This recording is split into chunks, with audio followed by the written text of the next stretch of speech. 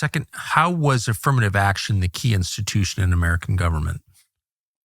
Well, I've always thought, and we've talked about this, that the passage of the Civil Rights Act of 1964 was it created a new constitution that was really at odds, a de facto new constitution. Hi guys, thanks for joining me. This is a clip, Tucker Carlson, believe it's Christopher Caldwell, and I clipped this out in this little section because it's about an hour into the interview. Great interview, should watch the whole thing.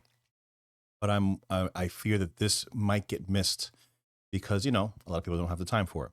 So I took this clip in particular just because it is a very interesting and a very different angle that he takes when it comes to affirmative action, what it did, what was the end result, perhaps what was the actual intention of it. So just give a listen. If you can, please subscribe to the channel. It really helps me out. I'm a small channel. I'm growing, trying to grow as fast as I can to reach as many people as I can. It does cost nothing. Subscribe. Take a listen to what he says, and then we'll discuss it. That was at odds with what we thought of as our real Constitution. And as, what it basically tried to do was sort of like create a society in the South where, blacks could live as equal citizens to whites, in public and in large companies and that sort of thing. But it wound up being an incredibly versatile tool. You could use it for anything. Once you had declared a sort of national emergency. So like getting women onto, like corporate boards, or getting, bilingual education into schools, getting, protecting, transgender story hour. I mean, it just ramified into every corner of American life. And anybody could be made, anybody was under suspicion. And let's just say in corporation, it worked publicly and privately. In corporations, anyone who ran a company that was, larger than a few dozen people was understood to be under, the government's watchful eye. You could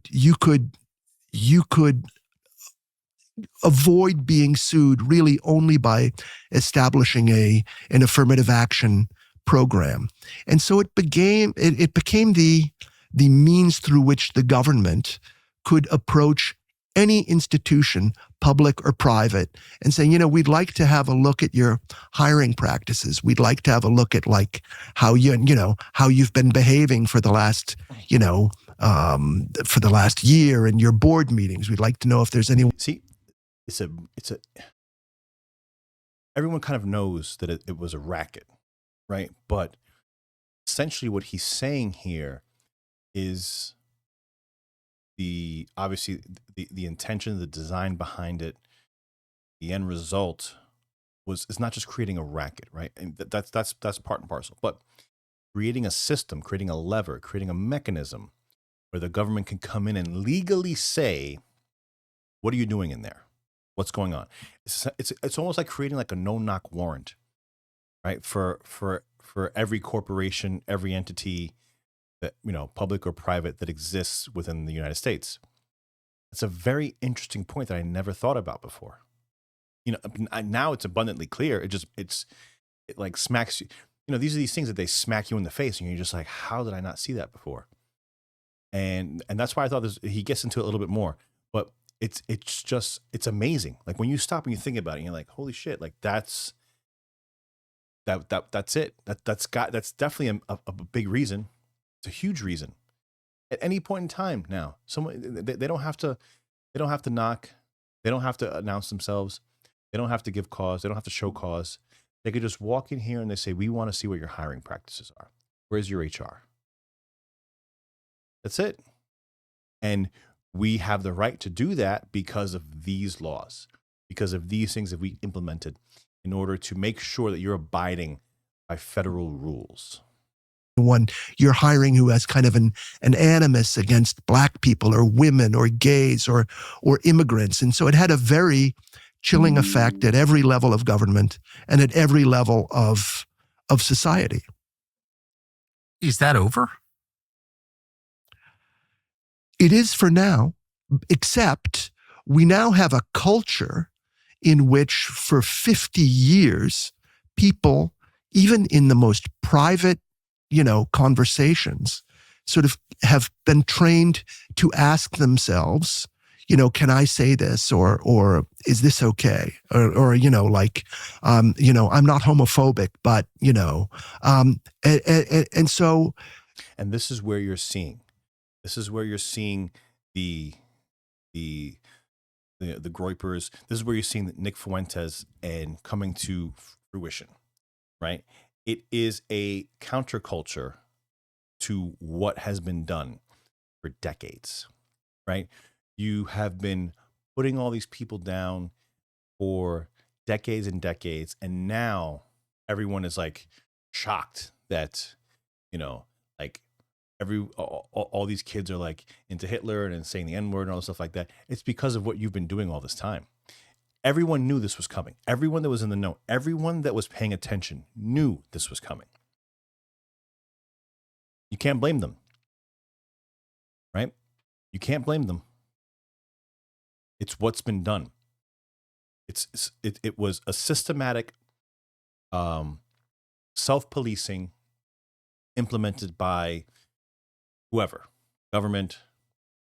I believe the government planted all the seeds and liberalism helped it to flourish.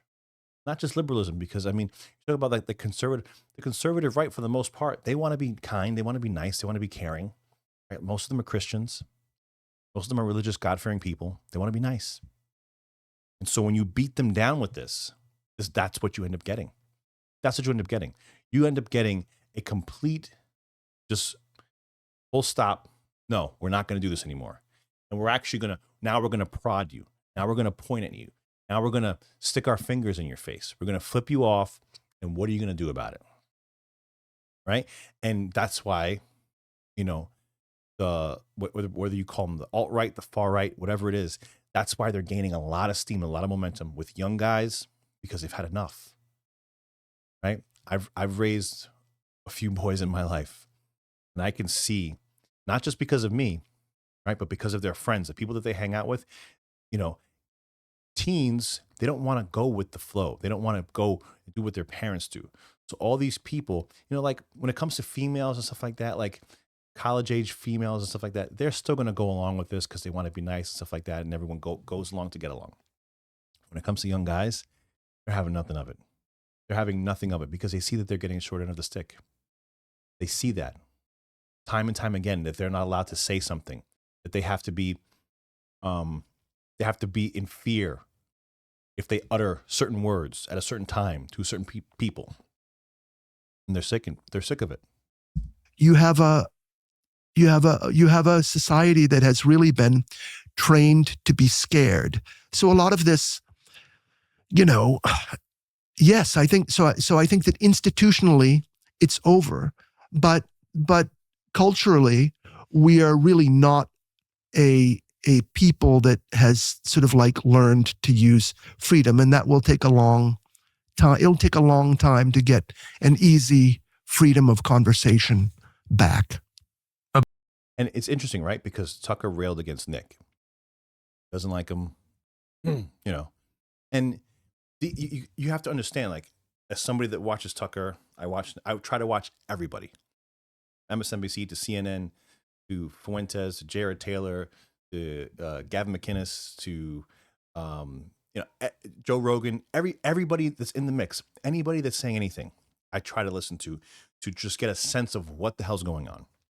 You can see that there's like a Tucker wing of MAGA, right? They're a little bit older, they're a little bit more traditional.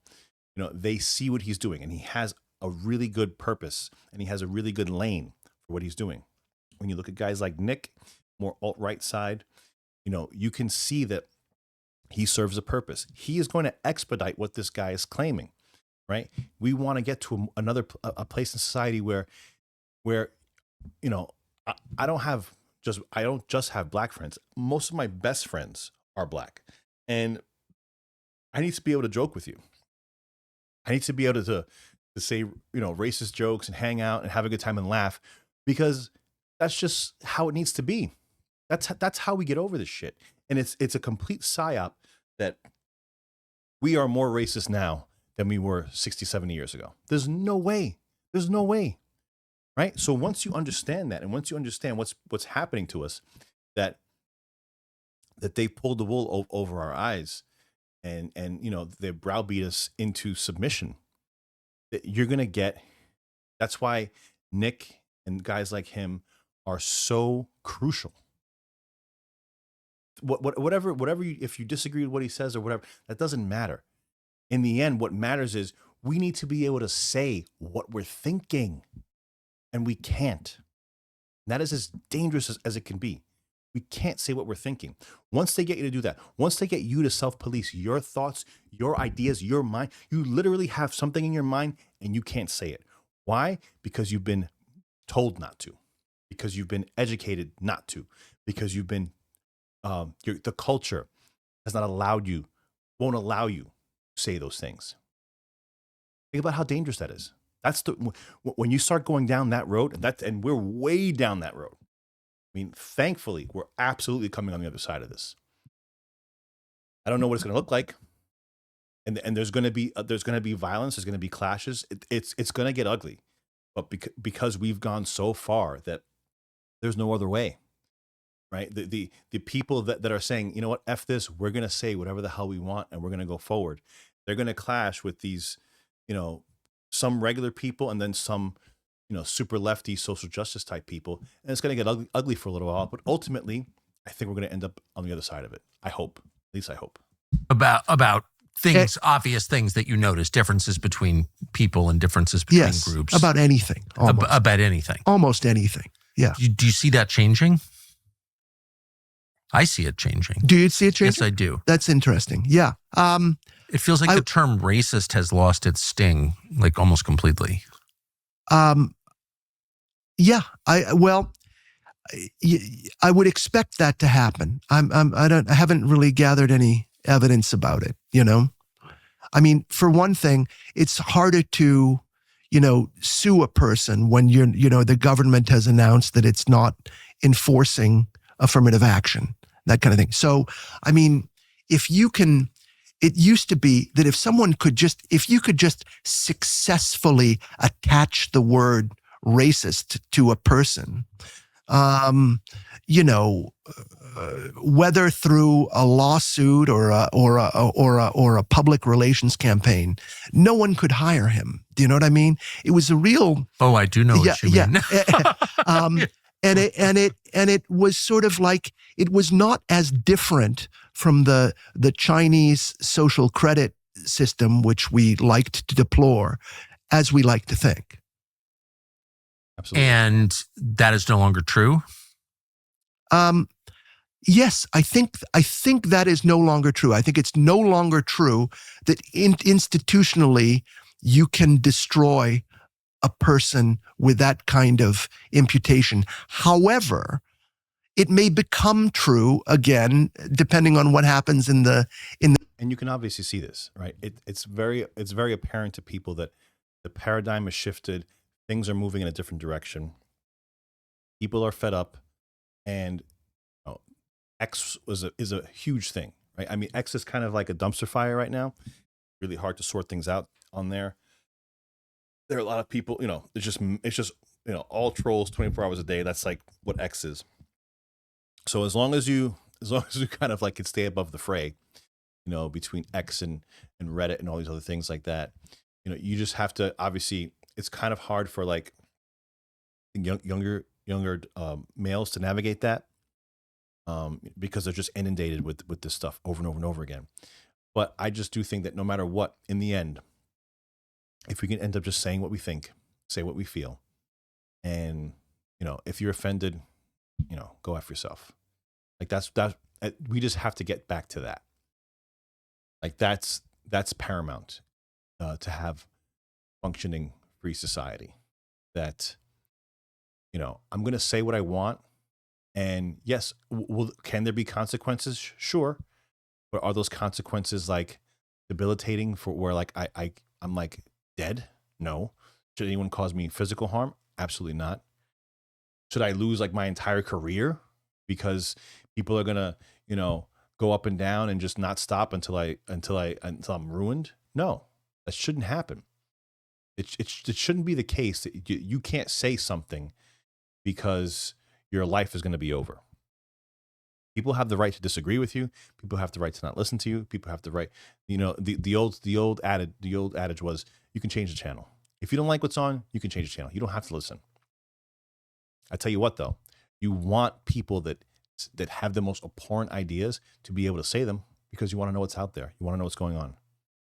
You know, I want to know that there are communists out there that are, you know, I don't want to shut them up.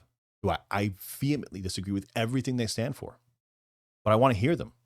I listen to debates all the time because I want to know what they're thinking. I want to know their ideas. I want to know where they're coming from. And I want to know, do my ideas stand up against theirs? Guys, thanks a lot for joining me. This was a great clip. Again, it's about an hour into the interview. Christopher Caldwell on Tucker. If you can, follow me on the X, 6283talk on the X. Please hit the subscribe button. It helps me out a lot. I'm a small channel. Thanks a lot for joining me. I'm John Soto. I'll see you in the next one.